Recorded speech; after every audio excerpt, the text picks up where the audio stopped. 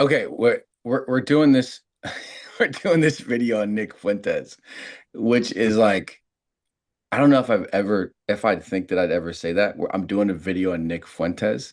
Nick fucking Yeah. Fuentes, okay? Nick Fuentes he's a pretty evil dude. He's a bad guy. He's a complete, and maybe he would say he's a bad guy too. Um, but Nick Fuentes may be joining the resistance. What the hell? He may be, I don't know what's going on with him, and he may be waking up in some ways. I know he basically, this is a self-proclaimed white nationalist who holds these like conferences where Congress people have gotten in trouble for attending them because Yeah, they because so it's bad. so That's how out bad he is. racist. And he was literally advising Kanye and like I think is part of his Nazi drift, frankly. Yeah. But He went to the suddenly, White House. Trump got in trouble for this. He went had yeah, dinner with Nick Fuentes, and that was like like Mar-a-Lago or something. it Yeah. was a huge deal because this dude is like, I'm a Nazi, and Oh yeah. he's got a bunch of anti-Semitic views. Horrible. And he says blatantly racist things. But suddenly, he is talking about how critics of Trump were right. Which And is what? I don't know what his angle is, what is this? What but is I'm glad going he's on? saying it because he has a lot of young He does. white supremacist Yeah. viewers.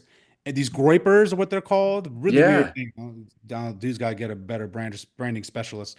But these groypers support him. And let me pull up the video here so Yeah, you can watch it. play Quick 1 minute video clip. He's gonna say, if you know who yes. he is, he's gonna say something that may shock you. Let's just get into it. We're right. Wait, Fundamentally wait, wait. This is the right. Yeah, Yeah, he says the first liberals. part is the most important, and you can read it there in the caption. But He he says says liberals liberals were were right. right. Liberals were right fundamentally about Trump. Whether he has good intentions or bad intentions, whether he means well or not, some people blame his advisors, some people blame people around him.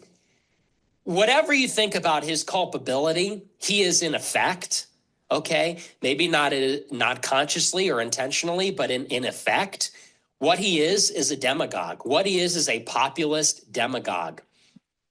And and directionally, what liberals said about him, which is that he was stirring up the rubes, animating the rubes with nativist rhetoric and ginning up resentment against the system to empower himself and the people around him, and then brought the swamp closer to the periphery in his first and second administration, willing to say and do anything. Yeah, that all kind of turned out to be true.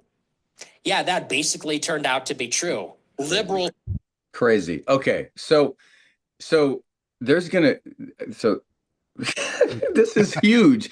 This is a big deal because this guy is again, he's probably the reason why so many notable people have moved further to the right. So for him to turn on Trump is a big deal. So a couple things on this. One of them is maybe this is in the camp of like they've gone too far.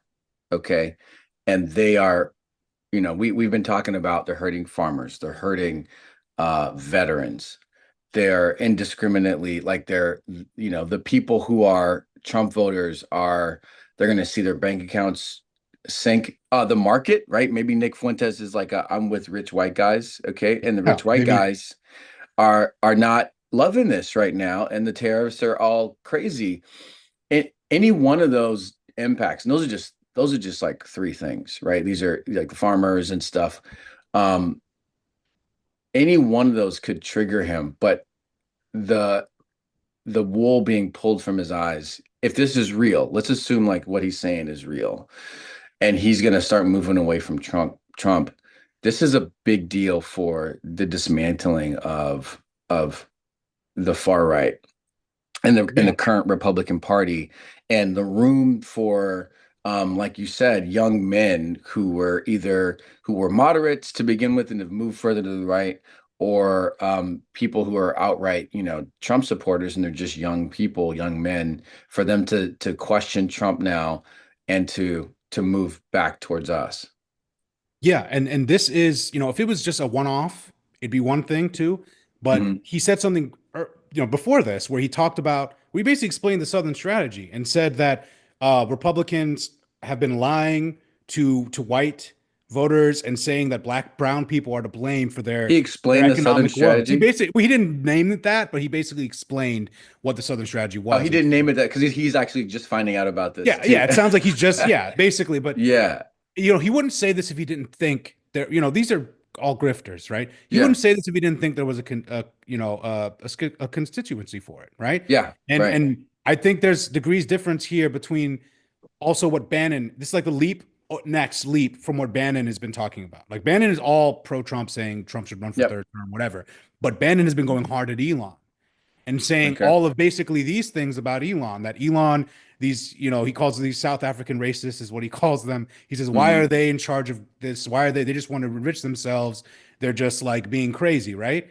And so there's this kind of populist split Yep. between some of the tech MAGA, elitist MAGA, and some of the more populist MAGA, right? That could be exploited. So you have Bannon saying this about Elon. You have Nick Fuentes now saying this about Trump. Hmm. I think it's worth watching because they're grifters. They're self-interested people who aren't good people.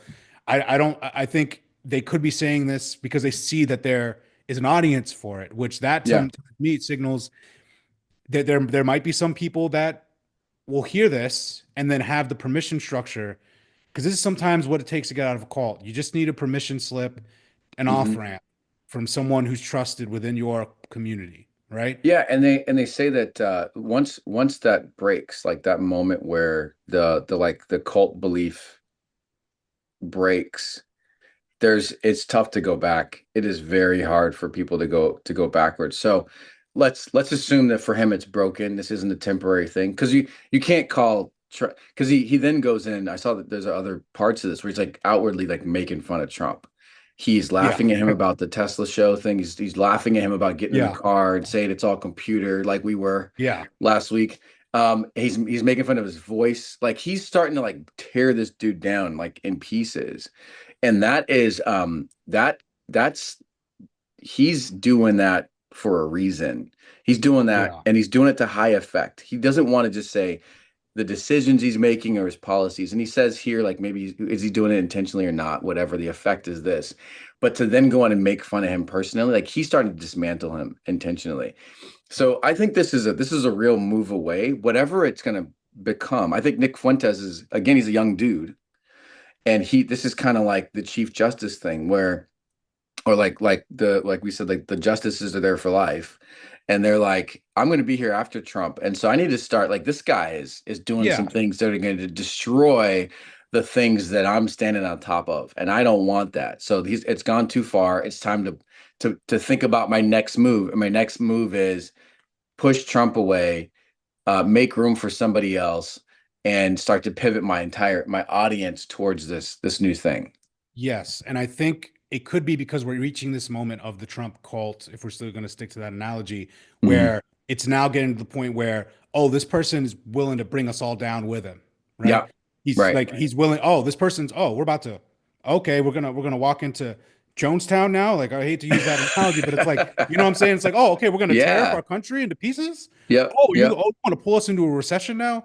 Oh, we're gonna just because you just want to enrich yourself and you want so much power, you're Yeah. just you're just gonna take us all down with you. Or maybe I don't want to be on that ride. And Yeah. that's what's sometimes it takes that for people to snap out of it. And I don't know if this is genuine or not, but I know that the effect, if he continues down this route, um, you know, I think people got to encourage him, right? Like, Yep. and obviously he's still a horrible human being and he's Hmm. bigoted, and he's terrible, but he has an audience Yeah. and he wants to lead them down the path. Because you're right. I think the key point of him not just talking about the ideology or what he's doing, he was going at him. It was almost like he was awakening to the shtick, where he was Hmm. like, the way he talks, he was like saying, "Oh, it's Tesla," and like making fun of the fact that Trump was like, "Oh, look at the beautiful Tesla." It's like he was mimicking his voice and He recognizing, "Oh, was.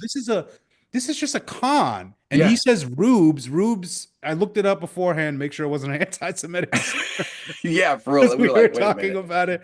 Wait a minute. Apparently, he meant country bumpkin. So basically, Okay. like just the rural Americans that are being schemed by this guy, and he's Yeah. basically saying he's recognizing, maybe authentically or not, I don't know, and calling out that Trump is demagoguing these people to enrich himself, enrich his buddies, And that's been the defining message that Democrats have been pushing. And for him to say liberals were right, again, it's hard to dispute that all of Trump's critics were right this entire time. Huge. Uh-oh. Yeah. Yep. So watch this space. Nick Fuentes is going to be something we keep talking about. If he keeps going on this track, we'll keep talking about him. It'll be if he's doing this, he'll clear the lane for other people. I think the next thing to watch are the kind of like podcast ecosystem that exists on the right. Do they follow him? Like, is he the Chuck Schumer given, moderate Dems the green light to vote the way that they did? Is he given air cover to the other smaller podcast hosts that have been following Trump for the clicks, just for the vibes? Is Trump going to be not cool anymore? And if that's the case, we are in the midst of some real change here when it comes to younger voters, white voters, when it comes to the way the algorithm is going to move on social media, when it comes to TikTok ecosystem.